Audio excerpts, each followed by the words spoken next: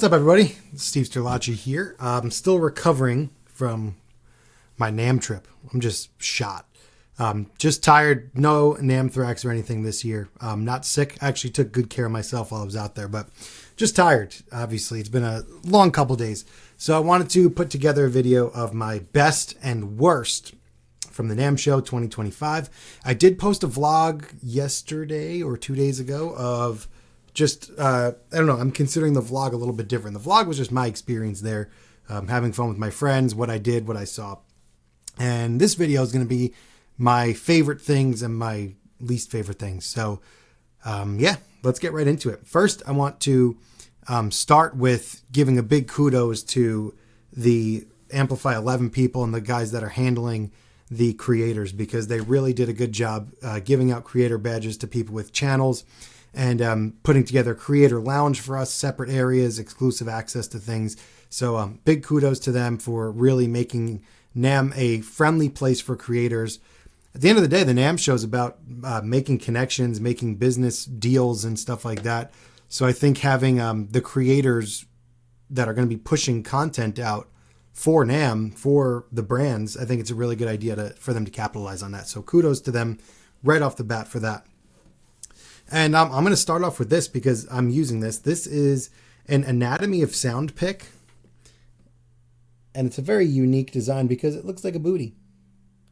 I don't know if that's coming out at all on camera, but my friend Mundo put me onto these, and I think it's one of the best sounding strumming guitar picks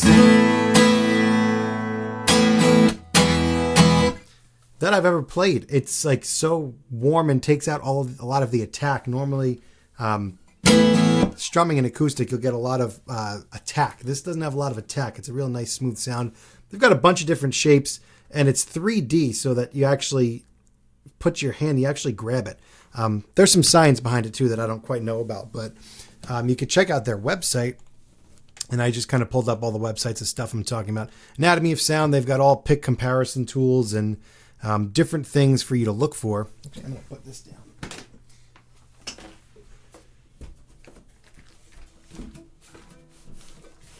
Putting my vintage acoustic away with my Bovida MIDI packs. Of course. So yeah, Anatomy of Sound, you can see they basically make all the different pick types, but they make them 3D, different shapes, basically one for all your needs. You know, if you're a Jazz 3 type of thing, there's all the jazz picks, regular size, everything that you might want there. You can even do a little quiz here, pick comparison tool. And thanks Mundo for introducing me to them, and I got a couple to take home, some samples. Next up, I'm going to cut right to Sir because I've been a Sir artist for years, and they did some cool stuff this year. They had a big booth. Last year, they only had meeting space, but this year they went back to, regular booth, and they announced, this is what's new to them, which I think is really cool. The short scale, I think it's Oso. So basically Telly style guitars, but with humbuckers that are a Les Paul scale length. So for me, particularly being a Telly Les Paul hybrid guy, going into both of those worlds, I really like that they're doing short scale Telly with humbuckers. Really cool. Kudos to Sir. If I could choose one, if you could choose one, which color would you get? I think I'm leaning towards the red because I like that it's got the stop tail instead of the tremolo. So let me know what you think. Which one is the best? They had a bunch of limited editions. Well, they also have the SL15, which I have an SL67. So this is the 15 watt version of the SL. Awesome amp. What I can't find here on their social media, which is very tragic, they had a bunch of limited edition exclusives, Jazzmaster style JM models up on the wall, and I fell in love with one of them, the red sparkly one, which I don't see anywhere on their Facebook page or their Instagram. So I did run into my buddy John Sullivan out here. I made him play it. So I had him try it because I was messing around with it at the booth. I might have hid it behind the SL15 display so that nobody would see it, nobody would buy it, but don't tell John that. So from Sir, I'm going to move back to Martin. Martin Guitars, they did a really cool pre-event where we got to hear from the CEO. They seem to do a lot at NAMM, which is really exciting. You get to go there, be really hands-on with their guitars, which not a lot of companies are doing nowadays, which is going to be a point later. But the new standard models, 18, 28, OM45, D17, and 00017.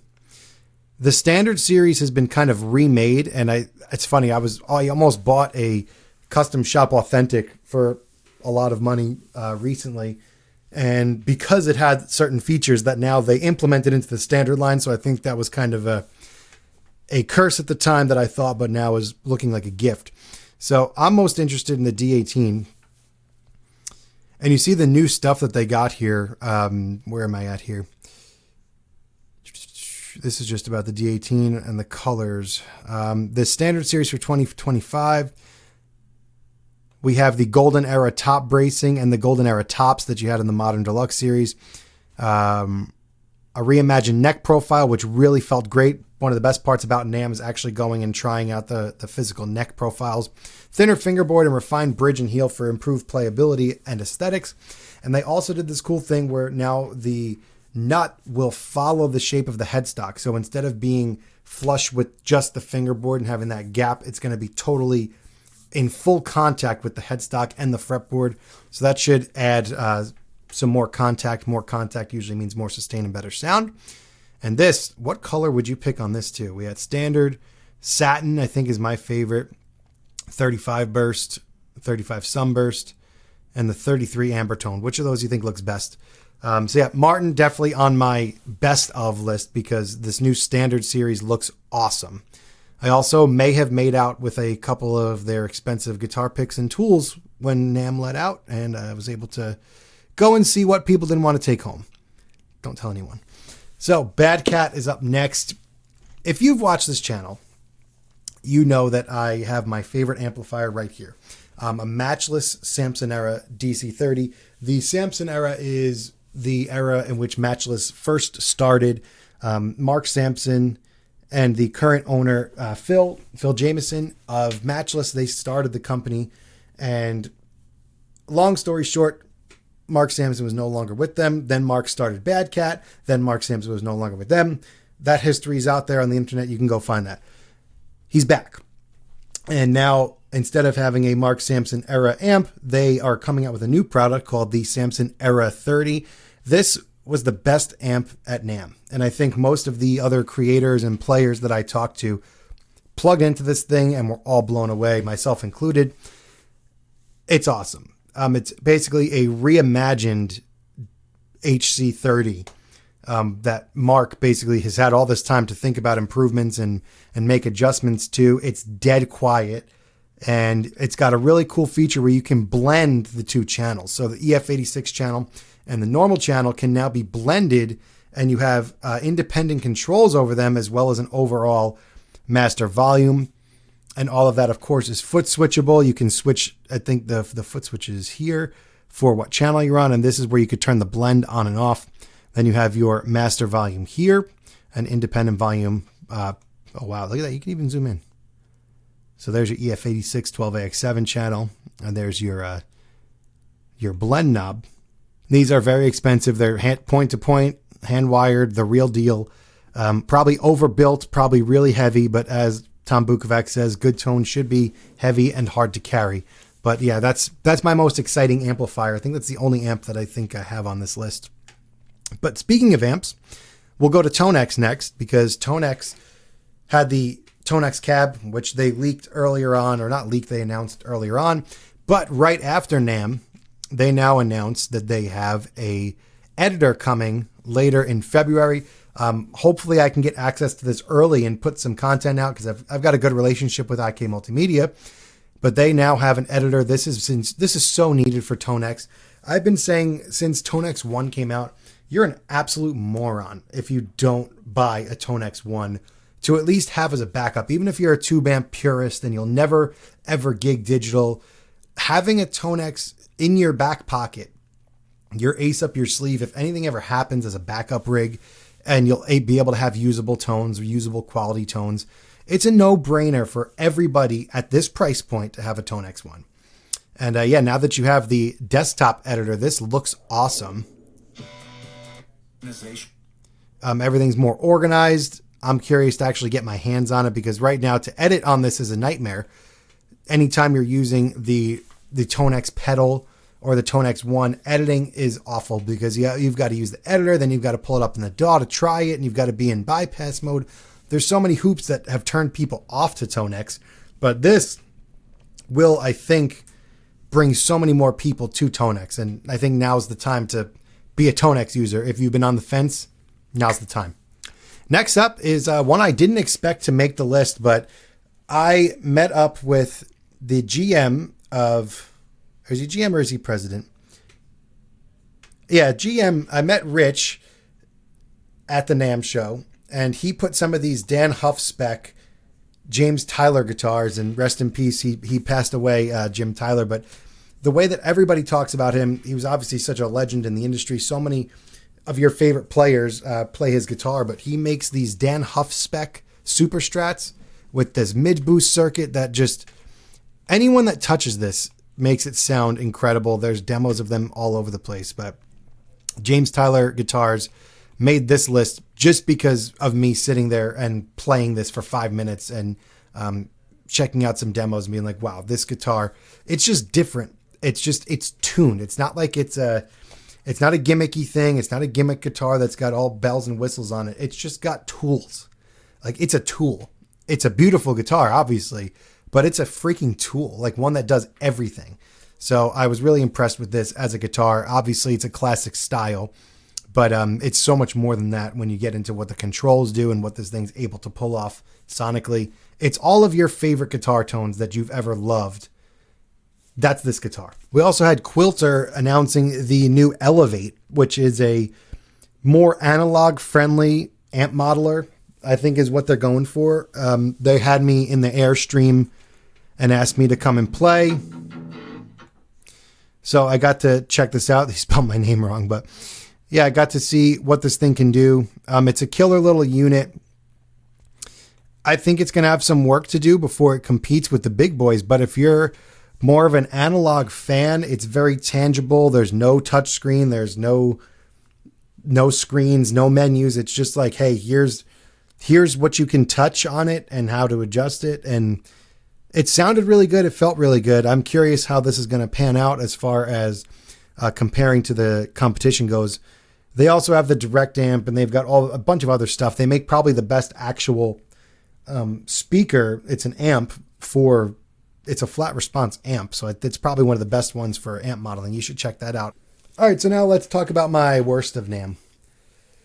My worst of NAMM is, first I'll start off with someone on the fence, because I was hoping that Gibson would have a nice display since, Gibson and Fender re-emerging into NAMM was such big news. Everybody was like, oh, Gibson and Fender are back at NAMM. This is awesome. This is awesome. You couldn't go in their booths. I think Gibson was a little bit more lenient with invitations to at least have creators go in there and at least have people cover the booth. I don't think I saw or heard of a single person that was in the Fender booth. So Gibson, I'm going to put on the fence because I was fortunate enough to be able to check it out. Their new 55 Les Paul series and the vintage inspired Murphy Lab acoustics are really good. It's a shame that more people didn't get to try them, but I consider myself lucky, but other people that were there didn't get a chance to, which is a bummer. And then there was Fender that, I want to go there and I want to talk Toemaster Pro with their people. And, this is what NAMM is about for me, is being able to connect in person and talk about these things in person with the people that make it. It's one of my favorite things about NAMM. And, going to Line 6, I can go up to Eric Klein, the guy that made the Helix, and he could be like, hey, so what do you think about it? And we can have a whole conversation about the good, the bad, the ugly. And I feel like a really productive experience being able to speak with these people in person, for me in particular. And now I get it. They wanted to keep their booths closed to the public because they wanted to only focus on dealers, and they make their money from dealers. They're not getting sales from somebody on foot at NAMM, not any meaningful sales at least. Like the other smaller booths, maybe it's a smaller builder and they're like, hey, yeah, we don't want to ship this home. So if you buy it, you could take it. Fender, Gibson, bigger brands aren't doing that. So that's cool. You know, they're dependent on their distributors or their buyers. So they want you to see something online, go to the store, whatever it is, and buy it from Sweetwater, buy it from Guitar Center, wherever your favorite guitar store is. That's how they make their money. So they don't care if regular people or content creators see their products. And that's where it bothers me, because as content creators, I feel like that's kind of the future of the marketing industry. I mean, I feel like content creators are going to be the ones that are pushing people to make the sales. And I'm not saying this just because I wasn't included. I don't know anybody that was even included. And I met with a lot of my content creator friends, and I don't think I heard anything from anyone that set foot in the Fender booth, which is a real shame, because I feel like talking to them about stuff would have been cool. Being able to cover things exclusively would have been cool. You know, getting eyes on their products from the NAMM show, which is, I feel like the point is to get eyes on these things and hands on them, and so you can actually feel them. But what can you do? And then my other least favorite, and this is kind of, I feel like Marshall kind of pulled the wool over everybody's eyes. This was interesting. Marshall went all out with their booth this year. It was cool. They signed Fluff or whatever, and they had all these great displays. They had little soundproof rooms. It was a great booth. Everybody was like, wow, Marshall, this is awesome. This is kick-ass. But then the day after NAMM, they announced that they just sold the company. And now China's Hongshan, they buy Marshall. So Marshall already had a pretty bad reputation, being mostly like a speaker company, making Bluetooth speakers, headphones, and computer speakers. But now they sold the name again. So why go all out for Marshall? Why would they go all out to make this killer booth, get all this attention, all these eyes on Marshall, and then sell it to a Chinese company? You know, that's just odd, especially with the incoming tariff situation. What is this going to mean for Marshall? I have no idea, but it seems like obviously they're going to say they're focused on, you know, keeping the legacy alive and all that stuff. But that's weird, isn't it? That they would go all out on his killer booth and then sell it to a Chinese company the next day. It just seems odd. And I feel bad putting this as my least favorite, but it's more of like a head scratcher. Like, what is going on? The fart pedal? Why is this even a thing? Are people what do you buy this for? Who buys this? And then you spend all that money to get a booth at NAMM for something that's, you know, a gimmick. I don't know. I mean, I feel bad calling that my least favorite, because I'm sure they're nice people, but it just seemed a little bit odd. But it was an attention getter for sure. But it wasn't. I didn't even notice if it was like an attention getter, like a hook for another product. Like if there's a fart pedal that people are going to be laughing at and going up to, hey, did you see the fart pedal? They should have had something else there that they're trying to actually sell to people, I would think. But I didn't notice if it was. I also didn't research it much. I just noticed it walking by and posted a video about it. And I'll end off on a non-gear related favorite. My favorite thing about NAMM every year is the people. Meeting the people, saying hello to friends, making new friends. Everything about it is just, it's such a magical place. Things happen at NAMM that you'll never expect. I had some cool stuff happen. We were walking the street. We saw a guy in Helix backpack, and we were with Chris Saraga, the guy that runs the Helix Facebook group, and taps him on the shoulder. He turns around. Holy crap, it's Vernon Reid. And he was so cool, so nice. Apparently he's watched my videos and was very complimentary. So I invited him to be on my podcast the next day. So we did a whole roundtable podcast with Scott Yule, Jason Sudeikis, Johnny Lee, Chad Husky. That type of stuff doesn't happen online. That only happens in person. Then the next night I'm going to see Larry Mitchell play, and I'm just sitting there waiting for his set to start. He comes up to me and says hello, that he likes my videos and he plays Nags guitars. So we got into talking. You get to meet heroes, like just walking around. Justin Sanderco, he said hello. Like, it was so cool that you get to meet these people that you've been watching online for forever. I got to say hi to Rabia. If you know, he was a guest on my podcast. I even got to meet John Jorgensen, who's been a hero of mine since day one, like the best chicken picker ever. He's Brad Paisley's favorite guitar player.